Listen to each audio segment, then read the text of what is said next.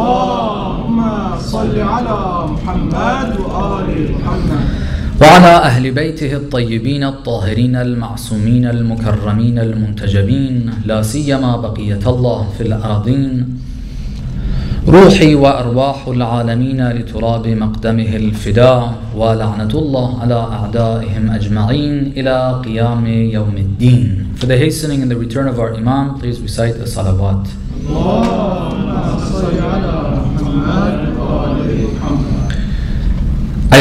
I just want to give this reminder before I begin continuing what the topic was. And that is, every once in a while I think we need a reminder. Tonight is the night of the 22nd, in other words 22 days almost of the month of Ramadan have passed by. And we only have just a little over a week left of this month. Let's try to take advantage, inshallah. Let's not allow the hardship kind of fasting get to us and not allow us to try to make use and benefit of the last days of the month of Ramadan. When we look at the conduct of the Holy Prophet, the seerah of the Holy Prophet, we see that when it gets closer to the end of the month of Ramadan, the efforts actually increase instead of taking a dip. They increase. He goes to the masjid and he takes his bed to the masjid for the last 10 nights of the month of, or 10 days of the month of Ramadan, and he does i'tikaf in the masjid. So let's try to learn a bit about that and inshallah put more effort, try to read more Quran, try to make that connection more and more, inshallah. What we talked about from the beginning of the series has been the idea of trying to get ourselves to think a bit more and move a bit more in the direction that Allah subhanahu wa ta'ala has given us in our lives through the du'as of the Ahlul Bayt, emphasizing the importance of remembering the Imam of our time, remembering his mission, remembering what direction he's going to take. And while we call upon our Imam and we ask that Allah subhanahu wa ta'ala make this a reality in the near future, we're actually going to be taking practical steps as well. And those practical steps are going to be our dua, in a sense, the completion of that dua. It'll be made a serious dua if we, on top of asking verbally, take steps as well. So we mentioned when we want to do that, it's important that we make this move collectively, move out of that individual mindset, try to be a little more collective and move together, come together, join hands, work together, and so on and so forth. Which then led to us discussing very importantly, who are the people that we should try to get closer to, who are the people that we should be working with, and who are the people that we should try to stay away from. Through the teachings of the Ahlul Bayt. These are not something that are just made up. It's through the teachings of the Ahlul Bayt. After knowing that the direction is justice, then we understand anyone who is the enemy of justice in this world is not someone that we're going to be working with. Let me put this in there as well. History shows us, and the recent history also shows us, that when the enemies of humanity and the enemies of justice, who are not in favor of non-Muslims either, when they want to do something, they are not going to play the game in a very clean way. Many times they come in very delicate ways and try to make their way amongst the ranks of the believers and those who are working towards justice. And they'll make their cause look like it is helping the cause of justice. Okay. They'll make it do that. It's something, I hope this doesn't take us off course too much. I want to give you this one story about Muawiyah, something that we don't know too much. Our understanding of the history of our Imams, the history of those years of Amir al-Mu'mineen is a very incomplete, very inaccurate picture. For example, I think many of us, maybe most of us, think that the people with Muawiyah that went over there in the battle of Siffin and fought against Amir al-Mu'mineen, they just hated the Imam, they hated the Prophet, they hated the Lady Fatima al-Zahra salamullah alayha, they hated Shias, they hated everything about this religion. And for some reason they just love this guy called Muawiyah. This is our image, this is our impression of history, which is completely wrong. It's completely wrong. One of the things that Amir al-Mu'mineen did in the Battle of Siffin is to convince many of the enemy to realize that you're here for the wrong reason. You think, because they thought they were there fighting the cause of Allah. Sincerely. This is what the enemies of humanity do. They'll make believers, good people, go over there, give their lives thinking they're doing this for the sake of Allah subhanahu wa ta'ala. I was just watching a clip on YouTube today, and it was this Salafi group that was promoting fighting in jihad and so on and so forth.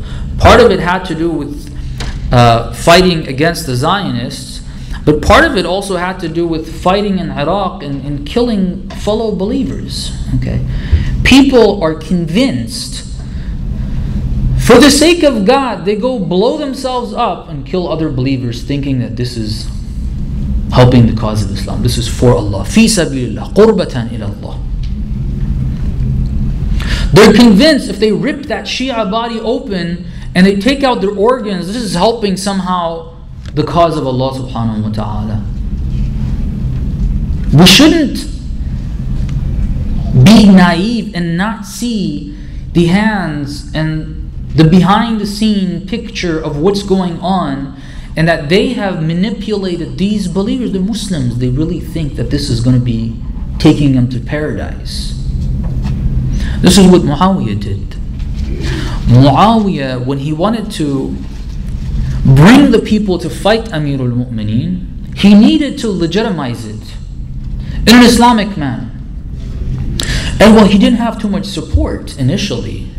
What he had to do, he brought some of the evil people with him that would lie outright and convince some of the Sahabi that were in Sham that it was Amir al-Mu'mineen that has killed Uthman, which is a lie. Amir al-Mu'mineen left Medina. Okay. He convinced the believers, the companions of the Prophet, to go out and fight Amir al-Mu'mineen, and they started giving lectures and telling people, yeah, this is helping Islam, this is what the Holy Prophet wanted, and so on and so forth. They'll come and make their illegitimate cause seem very legitimate to you, and they'll use the dirtiest tricks to do that. Okay. So it's important for us to identify who the enemies are. On top of just knowing what that entity is, you have to realize what is going to help that cause. And if you see amongst the innocent believers, Shia or Sunni, if anybody is doing things that helps that cause, you got to realize that there is a connection. It may be a very, very hidden connection. This is not a conspiracy theory that is based on nonsense. Okay, this is reality. If Muawiyah did it, definitely the Zionists today are doing it a lot more efficiently and a lot more effectively. You have to see what this movement is going to do. Is this act, is this behavior, is this talk, is this activity going to help the cause of the enemies, or is it going to help the cause of justice? You have to figure that out. On top of just knowing what that entity is, you have to figure out what's going to help that and what's not, to identify which movement, even if it's believers. So we talked about that, and we didn't talk about this last bit, which are the closest people to us. We talked about the enemy, we talked about the non-Muslims that we do need to get close to, we do need to work with, we don't have a problem with them. We talked about the Muslims, Ahlul Sunnah. We didn't mention, because it was clear, we want to talk a little more about that tonight, and that is the closest people are the ones that are on the same page on everything. They already understand the concept of imamah. They already understand that we do have a living imam that we're working towards his return. Okay. These people who understand that, the Shia of the Ahlul Bayt that are working on that path, they are going to be obviously the closest people to us. As long as I said, the activity that they're having, the lectures, the programs, the conferences, the processions, the protests, whatever it is, the rallies, does not help the cause of the enemies. And I want to put this out there as a question, okay? Just as an example before I move on. Some of the believers are very, very, rightfully, very upset at the killings of the Shia. Okay? And it is very upsetting, knowing what they're doing, whether it's in different parts of Pakistan, in Iraq, in Syria. Okay, it's very upsetting. But what should be our stance towards that? What should we be doing to protest that? One step that's taken, some people have done, and I want to question this and think about it a bit, is to go in front of, say, the Saudi embassy and protest that. Okay. And ask, for example, in Washington, if they're protesting in front of the Saudi embassy in Washington over there, is to ask the international community, whatever that means, to help. Asking the UN to help. Some even taking American flags with them and asking the American government to help as well. Is this the right thing to do? Are we not seeing who's behind the scene? What the Saudi government actually means? Do you go and ask and say, yeah, we ask you, please go and help? Or do you go and protest to them and say, hey, people, you guys are behind this. Why are you doing this? Which one is the better? And I'll leave that to yourselves to try to think about. What I want to talk about tonight is, after identifying who the closest people are and who are the people that are semi-close to us, and it's gradational, there's people that are closer to us. Even from the Christians, you have people like I mentioned, Mark Glenn, Mark Gankoff, and others that have similar mentalities that are closer to us than someone who is really not informed yet. And we just want to be kind to them, and we want to treat them justly, and so on and so forth. But the closest people being the Shia of the Ahlul Bayt that are working in this path. What are some of the very important practical principles that we need to keep in mind in this process of working together, of moving in the right direction? The first thing that I think is very important for us to underline and highlight is the very fact of coming together, just being together, being present under one roof in a center, for example, or at each other's homes, and so on and so forth. The presence together, coming together, whether it's congregational prayers, or it is lectures, or it is camps, or whatever it is, as much as we can, the physical presence and coming together. This is something that we find loads of ahadith on. I want to explore this idea a bit.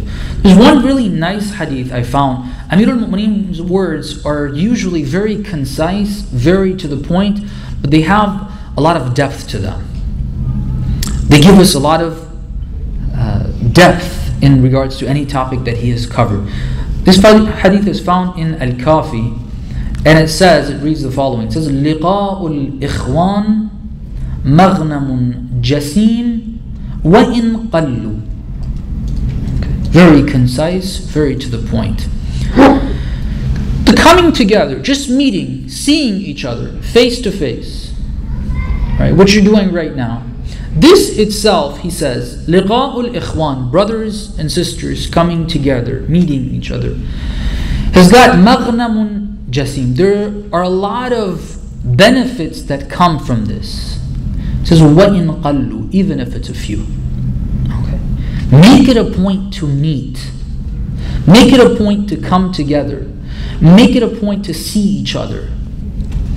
Don't just work online, chatting, texting, facing. That's all fine, it's okay. But meeting, that's important. Okay. Coming together. Some people, I was in Dallas before this, and everyone, some of the towards the weekends, Friday night and Saturday night, more people were coming. And sometimes I would see them after a week, and I hadn't seen them before this last year. And, well, Assalamu alaikum, how are you? Haven't seen you. He said, I've been watching the lectures online. I said, yeah, but I didn't see you. Okay. You see me, but I don't see you. I want to see you. Okay. Got to come together. Some of this technology sometimes is counterproductive. Okay, yeah, it's being, whether it's this lecture, some other lecture, whatever it is, it's online. But coming together itself is very, very important. Let me give you another hadith, which gets into more depth regarding this. And I really like this hadith. I've read it in a few other programs as well. I don't know, maybe some of the brothers and sisters have heard this hadith from me before. But I really like this hadith because it deals with a situation that's very similar to ours. Okay. It's Khaythama quoting Imam al-Baqir, salamullah alayhi, Abu Ja'far. Okay.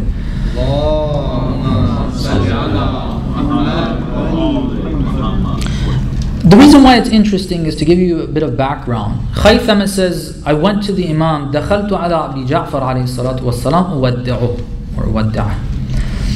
I went to him to say my farewells. Okay. The context of the hadith is that the Imam is in Medina. Alright. Khaythama is not from Medina. He's probably from Iraq somewhere. My guess is, I don't recall exactly when I was reading his bio if he's from Kufa or not, but probably from that area. And at that time, at the time of Imam al-Baqir, the number of Shias are very few. You've heard that Imam Sodagar, when he spent 2 years in Kufa, there were a lot of students that he had. Some have counted even up to 2,000 students. But a lot of these students are not Shia. They're not followers of the Ahlul Bayt. They don't believe in the Imamah of the Ahlul Bayt. One of them is known as Abu Hanifa. Okay. Abu Hanifa is the Imam of the Hanafis. We know that. He's a student of Imam al-Sadiq. And there's plenty of others as well that are students of Imam al-Sadiq. So they're not necessarily Shia. So there are few Shias there, kind of like similar a little bit to us here, that we're scattered. Okay, in this city you have a number of Shias, but you don't have a majority of Muslims and Shias here. In other cities, you go to LA, you go to, I don't know, wherever, in Texas, in Maryland, except for maybe the only place that I know that you have a pretty dense population of Muslims and Shias is Dearborn, Michigan. I don't know any other place that is so densely populated with Muslims and Shias. So it's very similar to us. Khaythama says, I went to Imam al-Baqir to say my farewells. فقال, the Imam told me this. يا خيثمة أبلغ من ترى من موالينا السلام. Give my salams to whoever is our Mawla. The Mawali is the plural of Mawla. It means someone who has our wilayah. Someone who believes in the wilayah of the Ahlul Bayt. Give them my salam. That's the first. And we hope this salam is to us as well. Then he says, وَأَوْصِهِمْ بِتَقْوَى اللَّهِ الْعَظِيمِ.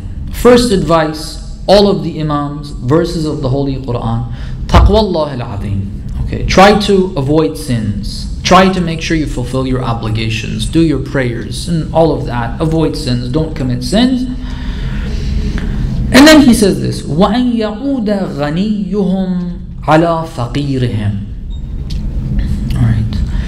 Tell them that those who were a little more well off, they're doing better financially, that they visit those who are less fortunate, in our words, ala faqirihim, the poor.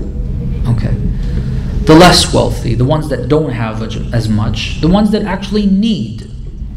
Those who don't need, visit the needy. Now, you can go and talk about this idea of visiting the poor, which is a very important discussion itself. Don't just go and pay something to the poor and just keep a distance. It says visit. All right? That's important. But I don't want to focus on that one is rich or one is wealthy, one is well off, the other one is poor. I want to focus on the idea of visiting that is mentioned here. So the first is a certain type of visiting. أن يعود غنيهم على فقيرهم وقويهم على ضعيفهم. He says those who are stronger because of maybe their background, their tribes, it's a very tribal society still, and some of the believers are weaker and people pick on them. But you have some of the others that are stronger, that come from a background where their tribes are supportive of them still and what have you, and because of that they can, if they know that this person is having difficulty, they can be supported. But again, I want to focus on أن يعود, okay, to visit. Then he says the third example, وأن يشهد حيهم جنازة ميتهم. If somebody passes away, don't say this is my relative or it's not my relative and things like that. If it's a Shia of the Ahlul Bayt, make sure you participate in the burial ceremony of a brother, okay, or a sister. It's important. Again, another reason to get together, another reason to see each other. So this is 3. Then he says, generally, وَأَن يَتَلَاقَوْا فِي بُيُوتِهِمْ. Get together in your homes. Alright? It's important. Get together in each other's homes. Now at that time, the Shia were very few. Your congregation right now on this night, which is a little less than some of the other nights because it's a weeknight and it's not Laylatul Qadr, it's not as much. But this congregation right now is probably more than what at that time you had Shias in all of Kufa maybe. Okay. So they didn't have masajid. The masajid were controlled by the government, the central government, who was going to lead the prayer and so on and so forth. They didn't have any centers except for their homes. Okay. So the Imam is telling them, look, get together in your homes. But the idea is getting together. أَن يَتَلَاقَوْا فِي بُيُوتِهِمْ. And then very interestingly, the Imam says, فَإِنَّ. He gives the reason why. And this is why we mentioned this hadith. It kind of explains what Amir al-Mu'mineen in very concise words was saying. It says, فَإِنَّ لُقْيَا بَعْضِهِمْ بَعْضًا حَيَاةٌ لِأَمْرِنَا رحم الله عبدا أحيا أمرنا. Because you guys getting together is going to give life to our affair. أمرنا. This word أمرنا is a very mysterious word because it's used in different contexts to talk to different people, and I think there's different understandings of it. Sometimes what is understood by this is just keeping the thoughts, the belief, the ideology of the Shia alive, which is a reality. Okay. Just getting together. Look, if our families get together, see each other, develop relationships, if those children develop their relationships with other Shia kids, the result of that is going to be that they are going to be a lot more familiar with their Islam, because even their fun is with Muslim kids, Shia kids. Okay.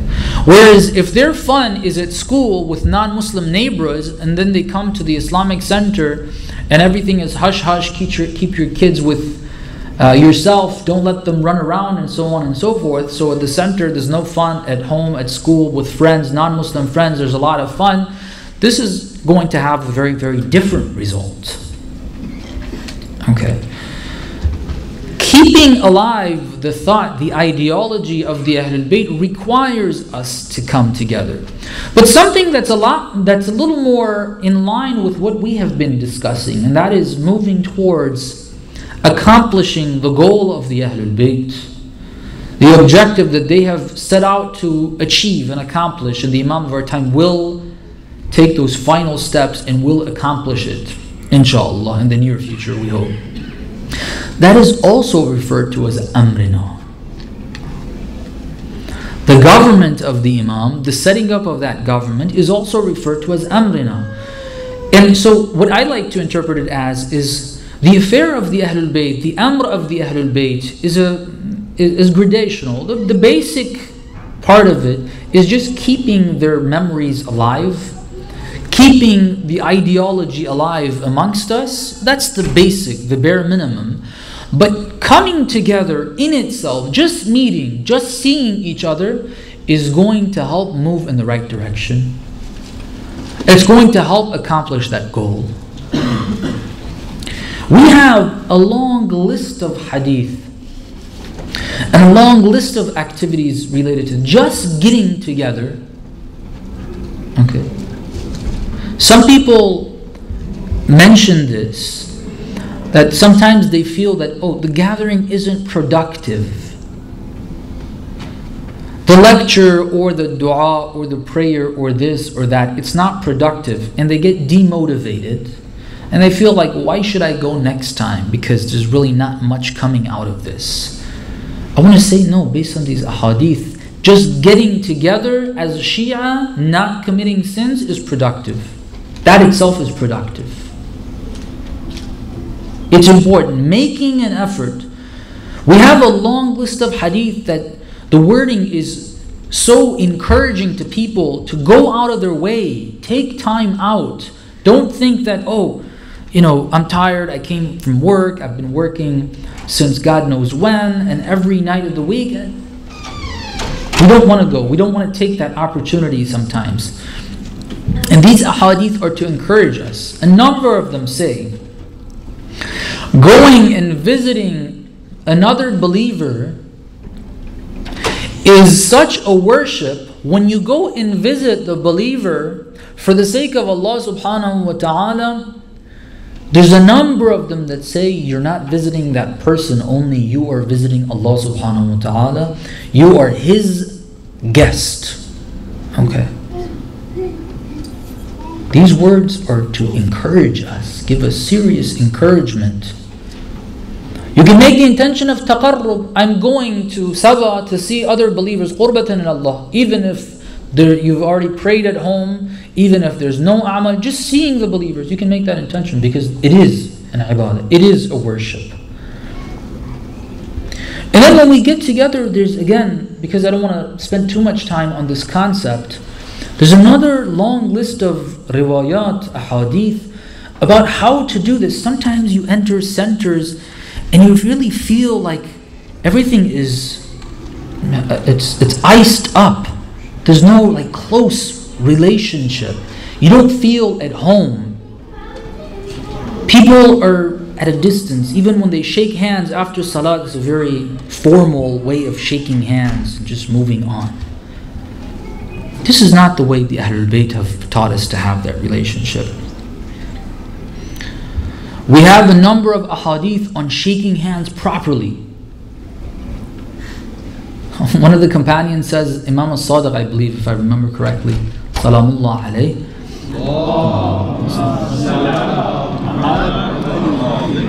He said, I went to visit the Imam, he shook my hands, and I actually felt pain in my hand, the way he was shaking my hand. Okay. He squeezed it. And the Imam said, that's good. Okay. Now you shouldn't squeeze too hard for there to be real pain, but that little bit is good, because it increases that brotherhood. Okay, shows that I really like to have and shake that hand, not just a very cold. Sometimes it's not even holding the hands, just letting them touch a little bit. Come on, man. A serious handshake. Shaking is an Islamic etiquette. Of course, between same genders, obviously. Not opposite genders. Then hugging. We have so much about hugging, and sometimes I feel where I can at centers that they haven't already developed this very strong culture and people are waiting and running around, like sometimes I feel. I try to make it a point that, when we're shaking hands, we give a hug to each other as well, because this is in our hadith. It's good. When you shake hands, when you hug, your sins are falling the way the leaves fall in autumn, the hadith say. Okay, that's how beneficial it is. You don't want to have your sins forgiven? I have a lot of sins. If you guys don't want to have them forgiven, I want to have mine forgiven, alright? It's good. Try to give a hug to each other. It helps create that brotherhood. But sometimes people are just so distant from it. I gave a hug to this brother and he told me, don't let anybody know that you did this, because people come up to me and say, I don't do this. I'm like, I don't care. I do this. Okay, we have this in our hadith. This is wrong. Okay. We have a long list of these hadith to try to bond together as brothers and sisters. Alright. Then something that happens, unfortunately, we have all this emphasis, keep together, see each other to increase that brotherhood. Then unfortunately we have a lot of shayateen. Okay. We have a lot of shayateen, whether they are jinn that we don't see them and they come and whisper in our ears, or they are ins, they are human beings, and they try to create these frictions in our communities. Brothers and sisters, one of the things that I will be talking about a little later is about the importance of avoiding friction. But sometimes, right now, on a more personal level, okay, it's really not appropriate for the followers of the Ahlul Bayt to destroy their communities with ghiba, backbiting. It destroys communities, brothers and sisters. This is why the verses of the Holy Quran so strongly condemn it.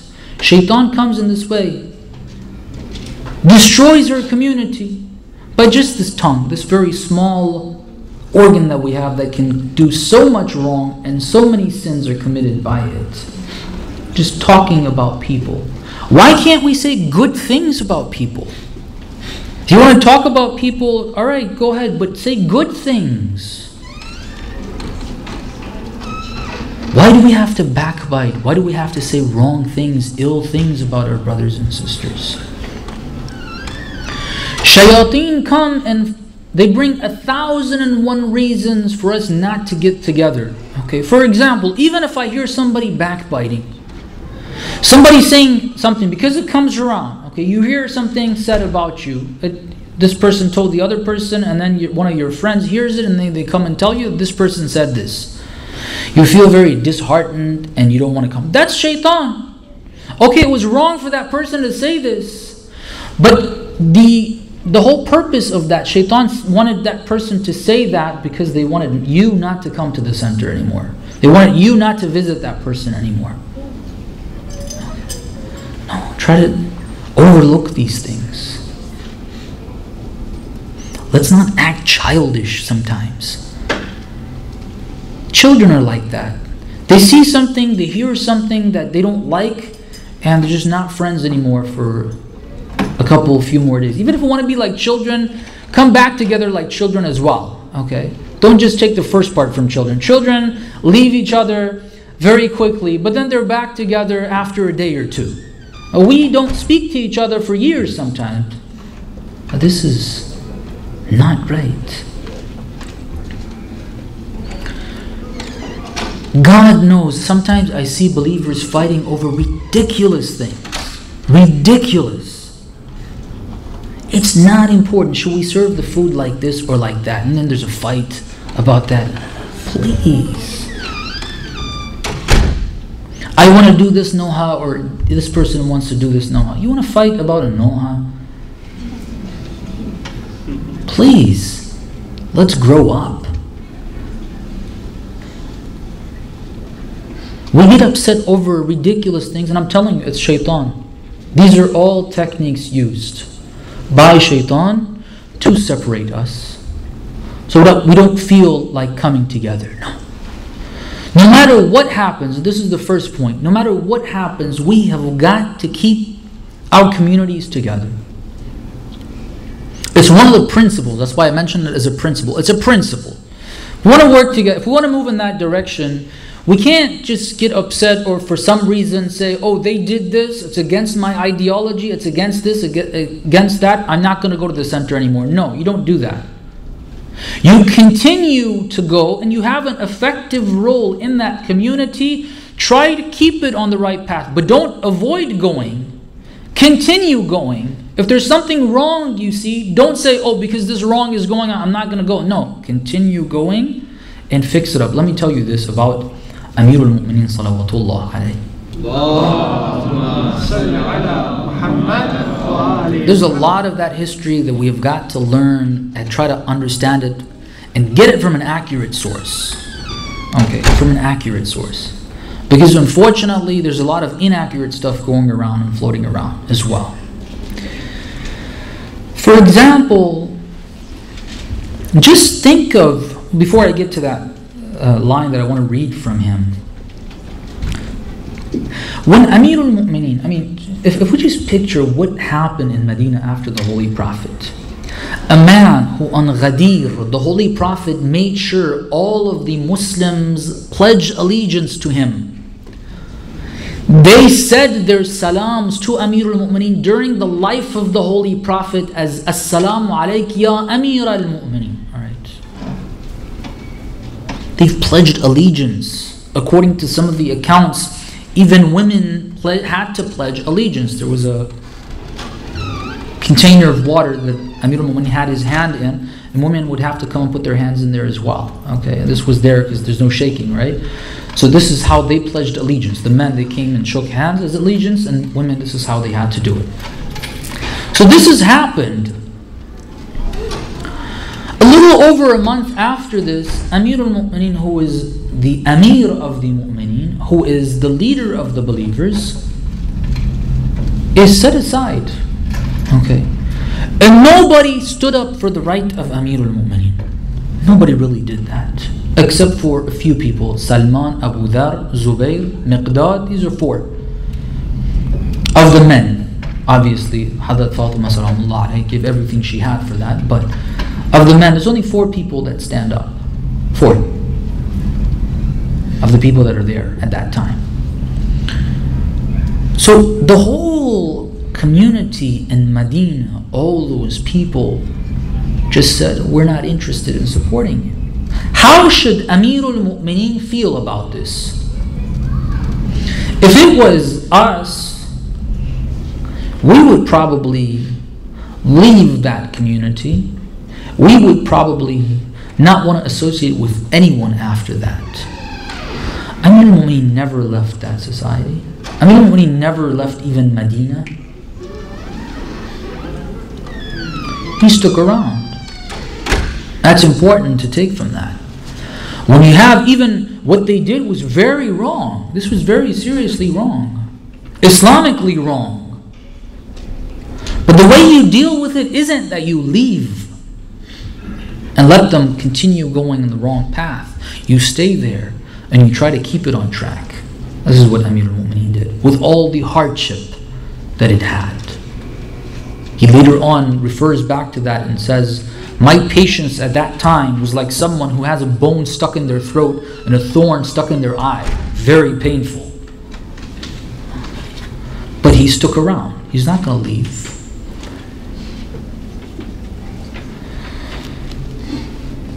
But he didn't just stick around. This is more important. Something that, again, I feel this was new to me when I came across this. Because it's a question, what did Amir al-Mu'mineen do? Was he just sitting at home, just watching everything transpire? Or he did something? He says himself, you don't need to go anywhere else. You can go to Nahjul Balagha of Amir al-Mu'mineen. This is the letter, I believe, number 62. He wrote this to the people of Egypt. This letter was written to the people of Egypt. He says that when I saw that the circumstances and people didn't want my leadership, فَأَمْسَكْتُ يَدِي, Okay. Then I withheld my hand. It's like, okay. I stepped back. He did before that. He went out, he spoke to people, he took his wife, the daughter of the Prophet, to people's home, reminded them of their pledge of allegiance. He did all of that. But after people showed that they really don't want this, he said, oh, I stepped back. فَأَمْسَكْتُ يَدِي. But for the rest of the 25 years, no. حتى رأيت راجعة الناس قد رجعت يريد محو الإسلام. Until I saw there's something that happened after the Holy Prophet, and that is there are groups of people that started leaving Islam. There's a long history if I want to explain why this was happening after the Holy Prophet. But the fact was that certain tribes, certain people started to leave Islam after the Holy Prophet. Raja'atun nas, the Imam refers to them. So when I saw that people are leaving Islam, and this is going to lead to the destruction of Islam in its entirety, فَخَشِيتُ إِن لَمْ أَنصُرْ الْإِسْلَامِ وَأَهْلَهُ أَنْ أَرَى فِيهِ ثَلْمًا. Recite salawat, please. ثَلْمًا أَوْ هَدْمًا تَكُونُ الْمُصِيبَةُ بِهِ عَلَيَّ أَعْظَمُ مِنْ فَوْتِ وِلَايَتِكُمْ. I feared if I don't help Islam and Ahlul Islam, these very same people that betrayed him. Okay, these are Ahlul Islam. If I don't help Islam and these people, I feared that I will see damage or hadman, the destruction of it, that my grief on that would be more than losing the leadership and losing the wilayah that I have over the people. At this time I came and he helped. Okay. He helped the people. He got involved in decision making in the 25 years. In one of the other khutbahs, I believe it's not in, maybe it's in Sheikh or maybe it's in one of the other khutbahs. Amir al-Mu'mineen says, when they came to my door and they asked me to lead them, I told them it's better for me to stay as a wazir, to be a wazir. And it seems like he is suggesting that that was his role before this. Before they came to him and wanted him to be the Amir, the leader, the person who calls all the shots, he was previously a wazir. It's better for me to stay at that instead of me becoming the Amir. So he had a very significant role that he played. This is what we're saying. Look, keeping together. Even if the decisions which are made, I see that they are completely wrong decisions, it doesn't mean you leave. One of the worst things that happens in our communities, which is very painful, is that every once in a while, some people who feel like this, they separate and you have offshoots, another center starting up because they didn't like what was going on in this center. Okay. I'm not at all against having new masjids. Great, let's have 50 of them. Great. But not based on division, not the idea that I don't like these guys anymore, I'm going to separate, that's why I'm going to build a masjid. If you think that there's need, we've grown out of this, or we have a population somewhere, we can have a local place where we can hold prayers and so on and so forth, great, do that. But not because you feel bad about the decisions that are made and then you want to leave. And God forbid if the reason why we feel bad is because of our nafs, because I didn't get this role or I didn't get that role, and that's why I'm going to go do something like that. It doesn't work like that. We have to try to keep together. The next point that we have, a verse from the Holy Quran. وَلَا تَنَازَعُوا فَتَفْشَلُوا وَتَذْهَبَ رِيحُكُمْ. Sometimes we start disputing on certain things. We start having fights and conflicts on whether something is right or wrong. Allah subhanahu wa ta'ala tells us in the Holy Quran, don't let your discussions, your difference of opinion lead to tanazu, conflict, fighting, going back and forth, saying ill things about each other. making a big deal out of things. This is not right. Sometimes somebody comes and gives a talk, expresses their understanding of Islam. Okay. No, they could be right, they could be wrong. But it shouldn't be that we make this into a fight between us. Because again, that's going to lead to that division, that separation. No. The verse says, لا تنازعوا فتفشلوا. You will not be able to move forward. وَتَذْهَبَ رِيحُكُمْ. The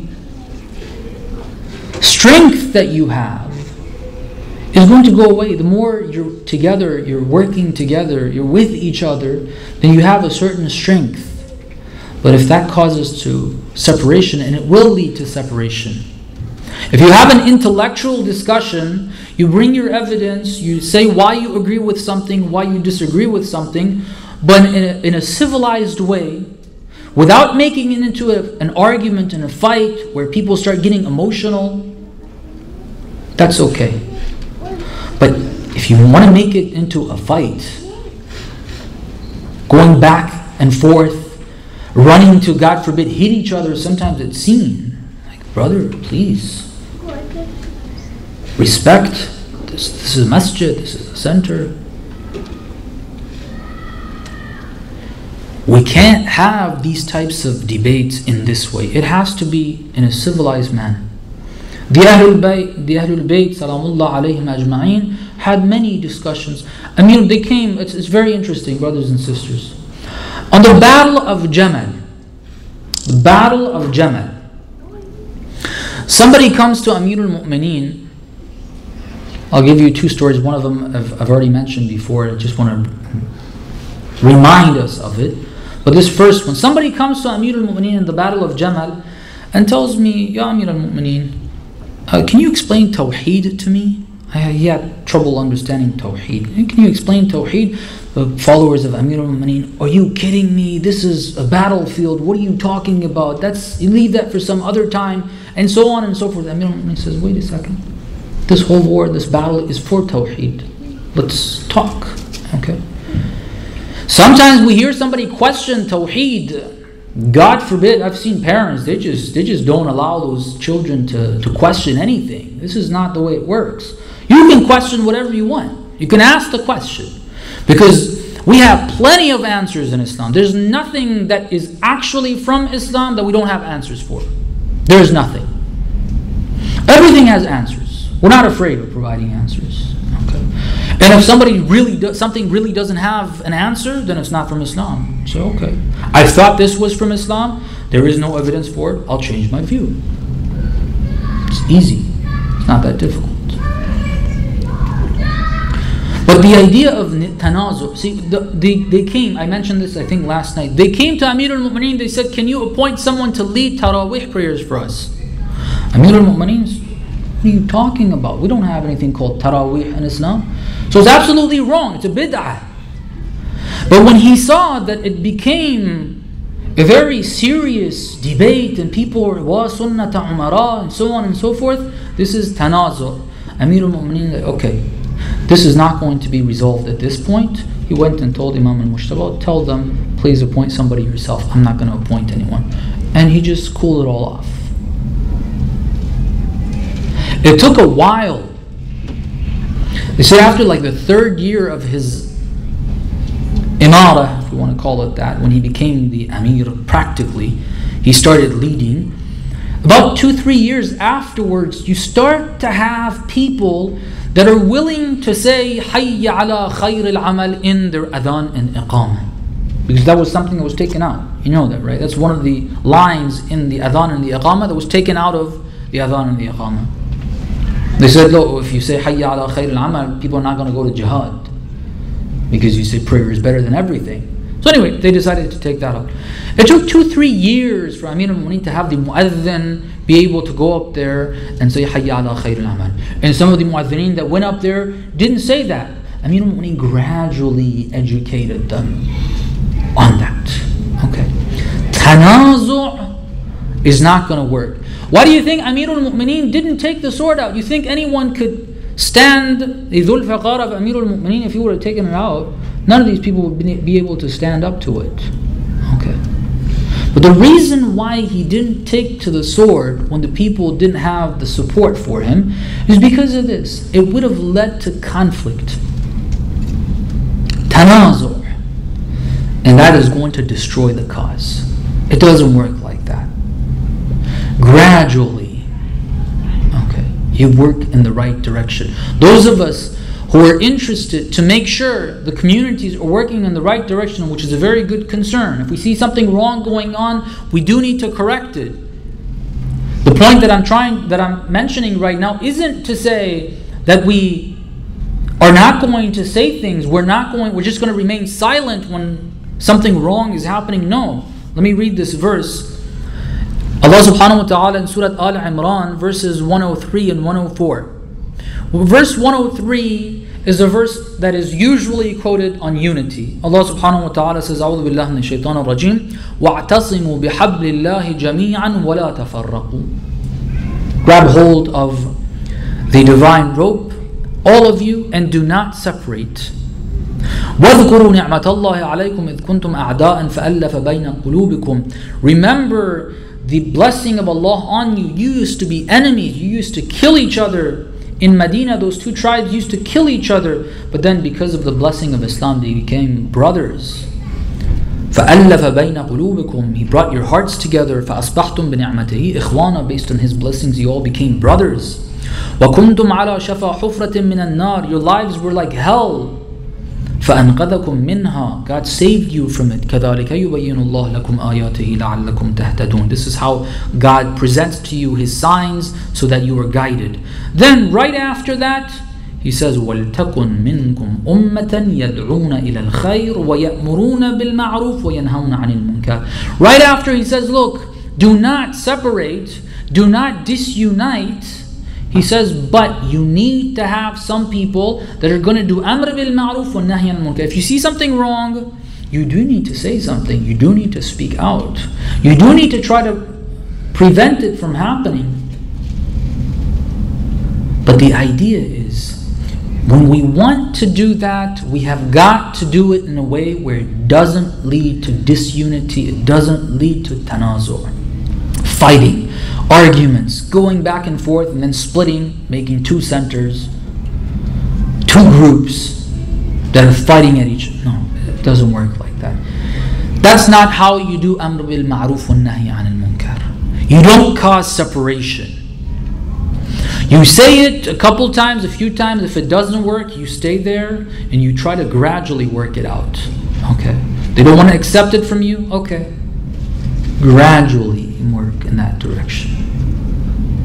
So the principle that we talked about, and we hope that Allah subhanahu wa ta'ala helps us try to abide by it, because shaitan really comes in different ways and convinces us otherwise. Sometimes he comes and tells us, he disheartens us, makes us feel separated from our brothers and sisters. It makes us feel distant from them. Sometimes he comes and he convinces us that what they're doing is so wrong, you have to boycott it. You have to not come forth. You shouldn't attend the masjid anymore because of this. Sometimes he'll come and make you think that this is a divine cause. I shouldn't be participating anymore. No. This is not the way Amir al-Mu'mineen did it. And we hope that Allah subhanahu wa ta'ala blesses us with the ability to implement that, inshallah. We ask Allah subhanahu wa ta'ala, by the right and the truth of the Ahlul Bayt, to hasten the return of our beloved Imam. We ask Allah subhanahu wa ta'ala to help us become His true followers, true companions. We ask Allah subhanahu wa ta'ala to prolong the life of and give good health to all those who are helping the cause of Islam, especially the Maraja and especially the leader. We ask Him to forgive us all of our sins. We ask Him to forgive our parents, our relatives, all believers, those who are alive, those who have left this world, of their sins. We ask Him to grant all the believers their needs, cure all the ill from amongst the believers.